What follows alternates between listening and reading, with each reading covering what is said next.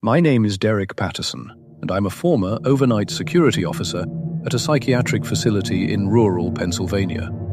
I worked there for 6 years, and what I witnessed during those midnight hours fundamentally changed how I understand human consciousness and the nature of reality itself. I'm sharing this now because I've spent the last decade trying to make sense of it, and I believe people need to know that there are places where the boundary between sanity and something else entirely becomes dangerously thin. The Riverside Psychiatric Treatment Center was built in 1952 on the grounds of what used to be a state hospital. The original building was demolished in the 1980s, but the grounds retained a certain quality, a heaviness I'd call it, though that's inadequate language for what I mean. The facility itself was modern enough, 3 stories, about 80 beds, mostly long-term patients. The kind of people who'd been cycling through the mental health system for decades. The kind nobody really expected to recover. My job was simple: patrol the hallways at night, monitor the security cameras, make sure nobody escaped or hurt themselves. It seemed straightforward when I took the position. The night shift started at 11 p.m.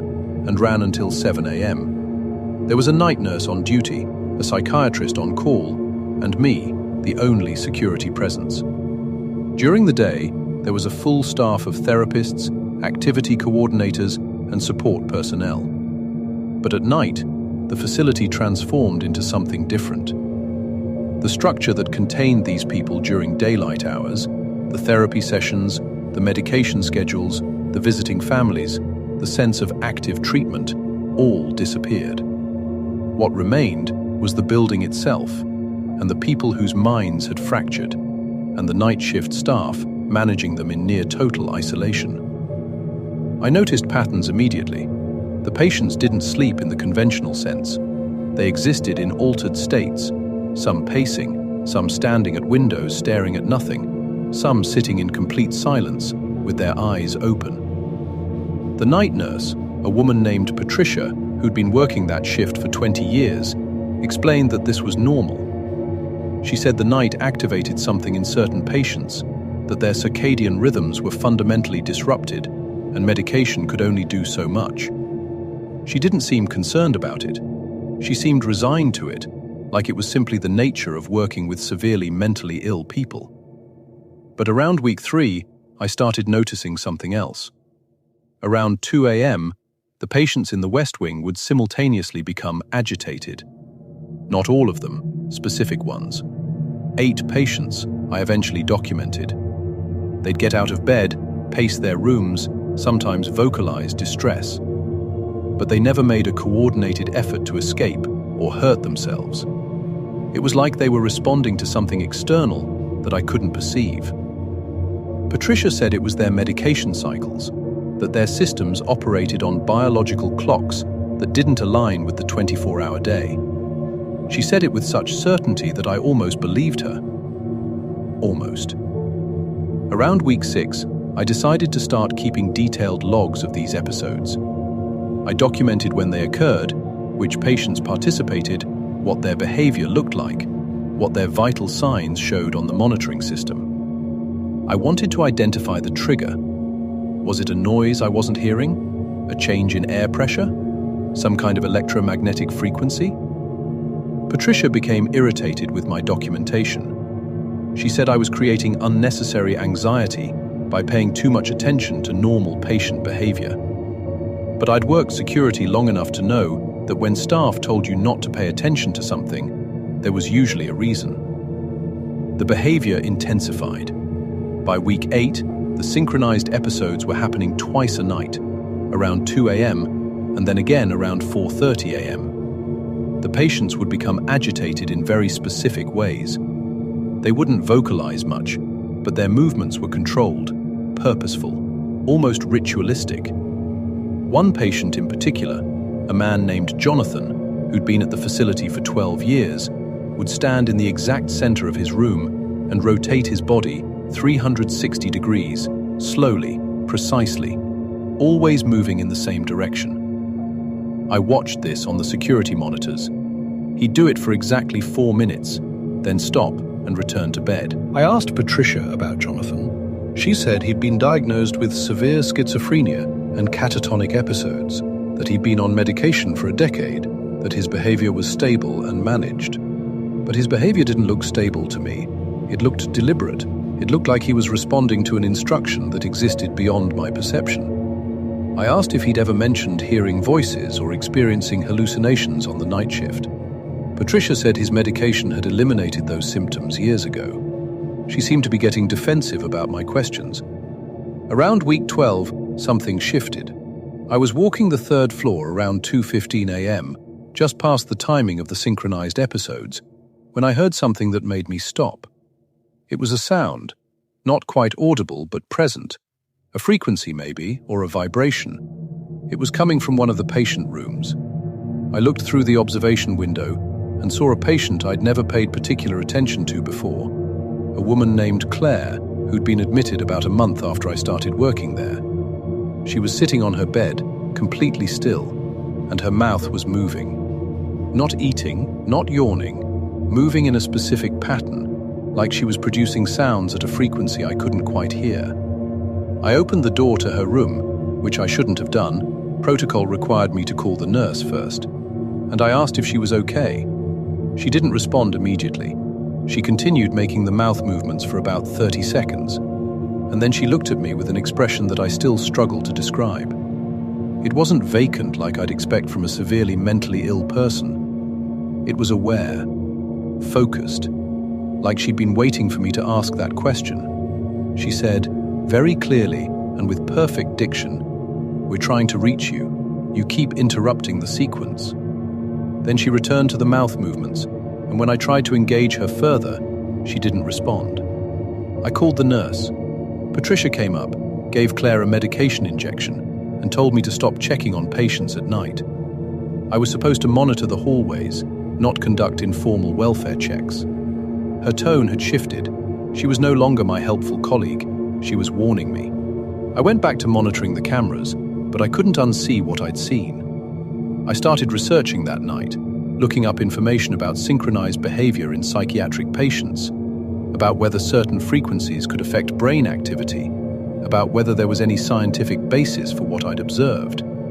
I found papers on infrasound, on the effects of extremely low-frequency electromagnetic waves on human consciousness, on a phenomenon some researchers called frequency entrainment. The idea was that external frequencies could synchronize brainwave patterns, could make disparate minds start operating in concert.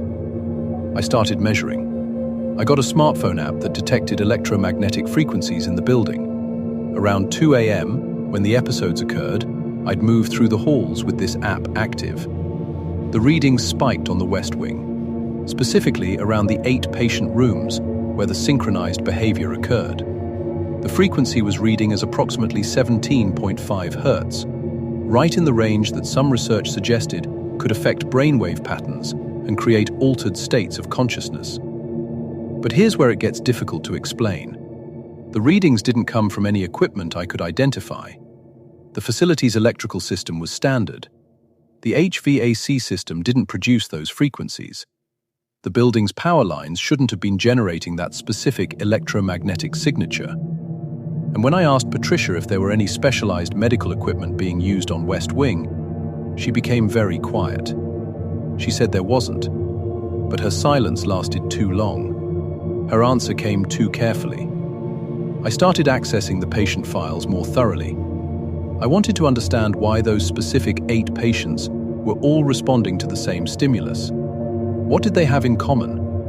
I found that they'd all been admitted within a narrow time window, between 2009 and 2011. They all had diagnoses of severe, treatment-resistant mental illness, and they all had a note in their files written by the facility's medical director, a Dr. Samuel Reeves, that said they were participating in an ongoing neurological study with their consent. There was no more information about what the study entailed, no institutional review board documentation, no consent forms in their files, just that single notation. I asked Patricia about it. She said the study had been discontinued years ago, that it was simply residual paperwork, that I shouldn't worry about it. But when she said it, She was looking away from me. And she told me that if I continued asking questions about patient files, she'd have to report me to administration for violating HIPAA regulations. That's when I understood that I was seeing something I wasn't supposed to see. That the synchronized episodes weren't incidental symptoms of mental illness, that they were being generated by something deliberate, and that the night shift staff wasn't ignorant of it, they were managing it. I started documenting everything more carefully. I began keeping my own detailed records, separate from the facility's system. I noted the exact times of the episodes, the electromagnetic readings, the patient behaviors, the visible changes in their conditions. Over the next 3 months, the pattern became clearer. The episodes were increasing in frequency and intensity. The patients were becoming more synchronized, and I started noticing something else. They were becoming less individual. Their mannerisms were converging. Their speech patterns were becoming similar when they did vocalize. Their movements were increasingly coordinated, even when they were in separate rooms and couldn't see each other. By month 5, I was genuinely frightened. I felt like I was watching something that resembled mental illness but wasn't. I felt like I was watching something that resembled consciousness but was transforming into something else. I tried to speak with Dr. Reeves directly. I requested a meeting and explained that I had observations about patient behavior that seemed concerning. He agreed to meet with me at 6 p.m. one day, just after his afternoon clinic hours. Dr. Reeves was in his 60s, precise in his speech, with the kind of authority that comes from decades in medical practice. I showed him my documentation. I explained the synchronized episodes, the electromagnetic frequencies, the behavioral convergence. I asked if there was an active study being conducted. He listened carefully, nodded in all the right places, and then he said something I'll never forget. He said, "Mr. Patterson, you're observing normal psychiatric phenomena through an abnormal lens.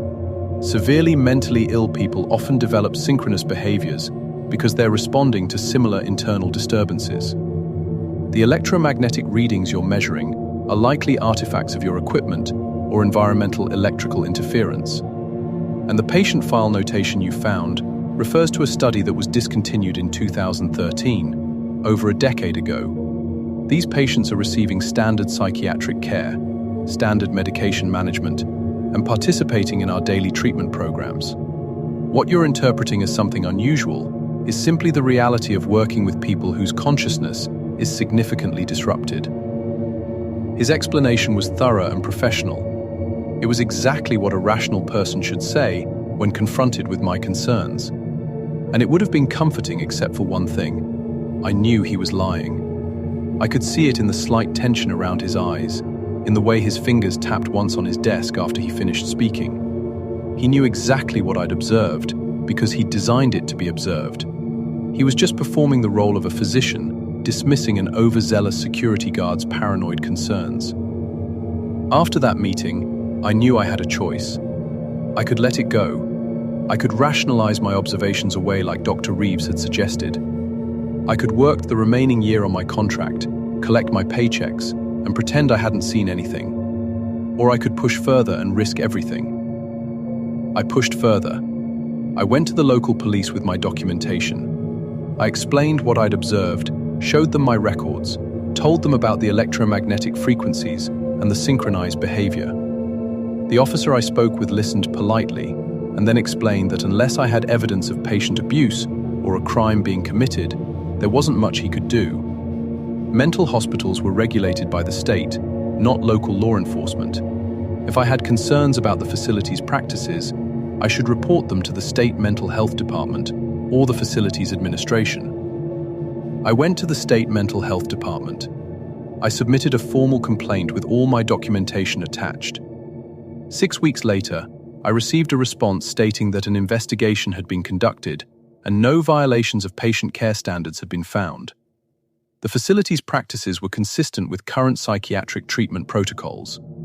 The investigation was closed. But something had changed in the facility after I went to the authorities. The night shift became different. The synchronized episodes stopped. The electromagnetic frequency that I'd been measuring disappeared. The patient's behavior normalized. It was like someone had shut down whatever had been generating the phenomenon. It was like they'd been caught and simply stopped. And then, about 3 weeks after the episodes ended, Dr. Reeves called me into his office. He said that the facility was restructuring its security protocols and that my position was being eliminated. They were moving to a more automated surveillance system. He thanked me for my service, paid me severance, and told me I could leave immediately or work out a 2-week notice period if I preferred. I chose to leave immediately. I've spent the last 10 years thinking about what I witnessed. I've read extensively about research into frequency-based consciousness alteration, about military and intelligence applications of such research, about psychiatric facilities' historical involvement in unethical experimentation. I've never been able to prove what I saw. The facility still operates. Dr. Reeves is still the medical director, and the 8 patients I was monitoring are either still there or have been transferred to other facilities. But I know what I witnessed. I know that something was being done to those patients' consciousness on purpose.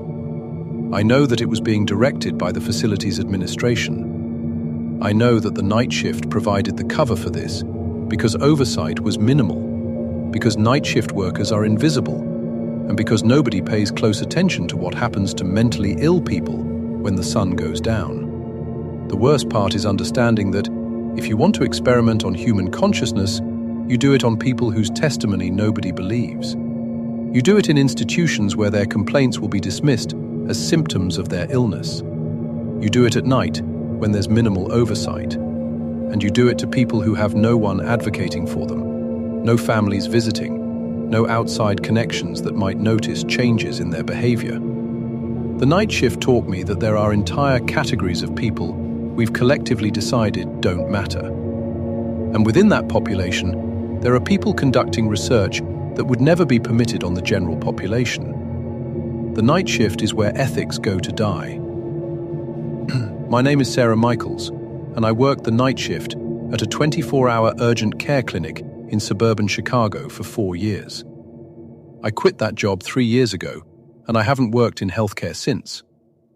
What I witnessed during those night shifts has convinced me that there are aspects of human behavior and consciousness that exist completely outside our medical and psychological frameworks for understanding.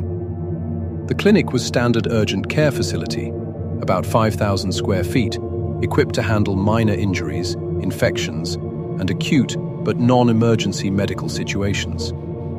We had 2 treatment rooms, a waiting area, a small pharmacy, and an administrative section. During the day, there was a full staff.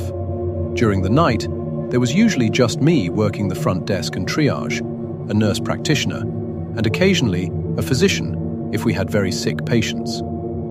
Most nights, we had very few patients. The night shift in urgent care is when you see people who are genuinely sick or injured, but don't believe it's emergency room serious, or people who've been sick all day and finally decided to seek treatment as their workday ended. But there was another category of patients. People who came in with symptoms that didn't quite fit any recognized disease pattern. People who seemed like they were coming for a specific reason that they couldn't quite articulate.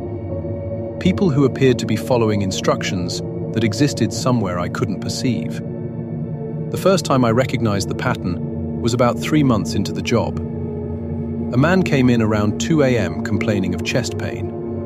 Standard presentation: pain in his left arm, shortness of breath, anxiety. We did an EKG, ran blood work, checked his cardiac enzymes. Everything was normal. His vital signs were stable. There was nothing physically wrong with him. But when I told him that, he seemed almost relieved, like he'd been expecting that result, like he'd come in to verify something rather than to seek treatment. He asked to use the bathroom. We have a policy of monitoring patients, but he was stable and the clinic was empty, so I let him go. He was in there for about 15 minutes. When he came out, he changed. His demeanor was different. His expression was different. He thanked us, said he felt much better, and left. The nurse practitioner and I looked at each other with that understanding you develop when you've worked enough nights to recognize when something doesn't fit standard patterns. Over the next few months, I started noticing more patients like that. They'd come in with vague symptoms: chest pain, abdominal discomfort, headaches, difficulty breathing. We'd perform standard tests, everything would be normal, and then they'd ask to use a bathroom or to sit alone for a few minutes, and when they returned, they'd be different, calmer, more settled, like they'd received something they came for. I mentioned this to my colleague, a nurse practitioner named David, who'd worked night shift at the clinic for 6 years. I described the pattern I was noticing. He got very quiet. He said, "You're noticing it too then?" Which wasn't a question. I asked him what he meant. He said he'd been noticing similar patterns for years, but had eventually stopped trying to understand them. He said some patients came in for medical reasons, others came in for different reasons, and that if you work night shift long enough, you learn to recognize the difference without really understanding what the difference was. I pressed him for more details. He was reluctant, but eventually, he told me that he believed certain patients were coming to the clinic specifically to make contact with other patients who were also coming for non-medical reasons. He'd noticed that sometimes patients would request specific treatment room placements. Sometimes they'd ask if certain other patients were scheduled to come in. Sometimes they'd make oblique references to other people's health conditions with too much specificity for someone who shouldn't have access to that information. He said he thought there was some kind of network, that people were using the clinic as a meeting point, that they were exchanging information through medical appointments, and that it involved a greater number of people than I probably realized. I became hyper-vigilant after that conversation. I started paying closer attention to patient interactions. I began documenting details about patients who came in during night shift, trying to identify connections. And very slowly, a pattern emerged. There was a core group of about a dozen people who came in regularly, some every week, some every 2 weeks, some monthly. They'd come in with different complaints, see different providers, but there were certain behaviors that were consistent. They'd all request the bathroom or a moment alone. They'd all receive negative test results or normal vital signs, despite presenting with concerning symptoms. They'd all seem relieved or satisfied when they left, regardless of whether a medical problem had been identified or resolved. One night, I was documenting patient vitals, and I noticed something unusual. A patient had come in complaining of severe headache. Her vitals were perfect: blood pressure normal, heart rate normal, temperature normal. But her EEG reading, which we performed as part of our neurological assessment, showed a specific pattern. The same exact pattern I'd seen on another patient's EEG from 2 weeks prior. The probability of 2 patients having identical EEG patterns with no underlying medical condition, no medication interactions, nothing that would cause such similarity. It was essentially 0. I showed the EEGs to David. He looked at them for a long time, and then he said something that chilled me. He said, "They're synchronizing." I asked what he meant. He said that he believed the patients coming in during night shift weren't coming for medical reasons. They were coming to verify that their brain activity was matching, that some kind of coordination was happening between them, that the clinic's medical equipment was being used to confirm that synchronization. He said he'd noticed the pattern, but had stopped investigating, because investigating led to questions that had no reasonable answers. He said it was easier to just perform his duties, document the results, and not think too deeply about what was happening. He said that if he started asking serious questions, he'd either lose his job or discover something he couldn't explain, and neither option was acceptable. I didn't listen to him. I started asking questions anyway. I accessed our patient database and pulled records for the dozen people I'd identified as part of this network. I looked for connections. Most of them lived in different parts of the city. They had different insurance. They had different medical histories. But they had one thing in common. They all had gaps in their medical records. They'd all had periods where they seemed to be under the care of another provider, and then those records were sealed or marked as inaccessible. Some of the gaps corresponded with psychiatric hospitalizations. Some corresponded with periods where they'd been enrolled in research studies. One patient's file contained a notation that they'd participated in a neurotechnology research program. Another patient's file had documentation of enrollment in a brain frequency synchronization study. A third patient had been enrolled in something called cognitive enhancement research. All of these studies appear to have been discontinued, but the notations were there. The evidence was there. These people had been through some kind of program, and they were now coming to the clinic regularly to, what? Verify that the program was still active? Confirm that they were still synchronized? Connect with other people who were part of the same program? I reported what I'd found to clinic administration. The response was swift and decisive. I was told that I was violating HIPAA by accessing patient records for non-clinical purposes. I was told that my employment was being terminated immediately for breach of patient privacy. They offered me severance if I signed a non-disclosure agreement that prevented me from discussing anything I'd learned while working there. I refused to sign the NDA. I told them I was going to report what I'd discovered to the state medical board and to law enforcement. They responded by calling the police and reporting me for healthcare fraud and HIPAA violations.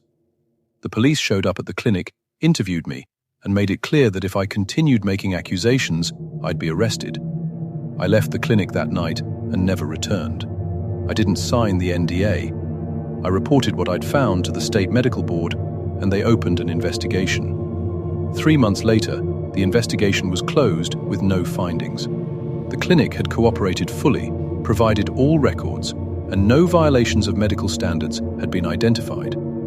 The pattern I thought I'd found didn't exist. The synchronization I believed I'd observed was a coincidence. The connection between patients was in my imagination. But it wasn't. I know it wasn't. I have my documentation. I have notes about the patients I encountered. I have observations about their behaviors. And what I learned from investigating is that if you're looking for evidence of something that exists in the gray space between medical care and human experimentation, between the documented and the undocumented, between the explainable and the genuinely strange, you won't find it in official channels.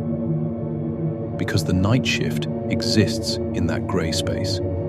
The night shift is where oversight is minimal. The night shift is where people work who don't ask too many questions, who are isolated from larger organizational structures, who are trained to document and move forward without investigating. The night shift is perfect for conducting research that can't be openly acknowledged. And the patients who come during night shift, they're people who've learned to operate within that system. They're people who've been through programs and studies that have left them changed.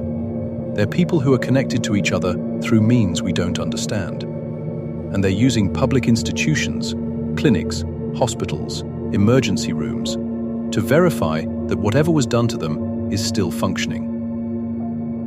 I've thought about this for 3 years. I've wondered whether what I witnessed was real, or whether I was experiencing some kind of psychotic break where I imposed pattern onto randomness. But I know what I saw. I know that medical professionals can be complicit in systems they don't fully understand or refuse to understand. I know that human experimentation is happening in places we consider safe. And I know that the night shift is where it happens, because the night shift is invisible.